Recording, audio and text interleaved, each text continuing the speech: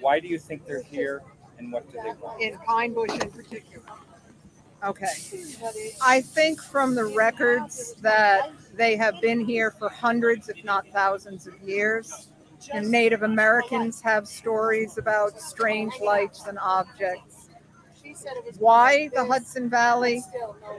We have very unusual magnetic fields. We have fault lines. We have unusual minerals. Perhaps it's something they can utilize. Would that fall under the? Would that fall under why they're here, what they want?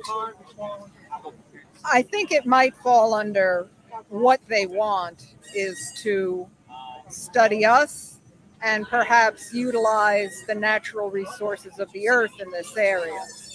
And for all the sightings that have been in this particular area, let's just say the Pine Bush area, not Hudson Valley in general, what do you think is the most well documented of all the UFO encounters here?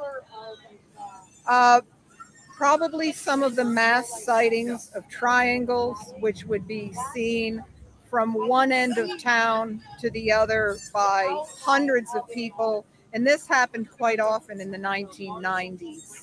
So we have not one event, we have multiple events of multiple witnesses. And what about beings? Has anyone ever talked about beings of any kind? A lot of gray sightings in this area. Some very unusual cryptids, but you take all those with a grain of salt. But people who didn't know what an alien was have described to me, and I saw this small gray being with big black eyes. And you hear that 20, 30, 100 times. It makes an impression. And what about the abduction part of this? Are there people reporting abductions? And the second part of the question is it another family lineage type of situation?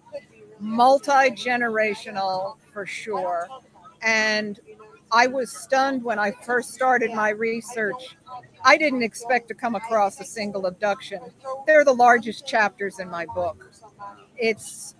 I call a Hudson Valley abduction alley. Really? Wow. Well, thank you so much, Linda. It's always a pleasure and great to see you here. Thank you. I'm glad you finally made it to Pine Bush.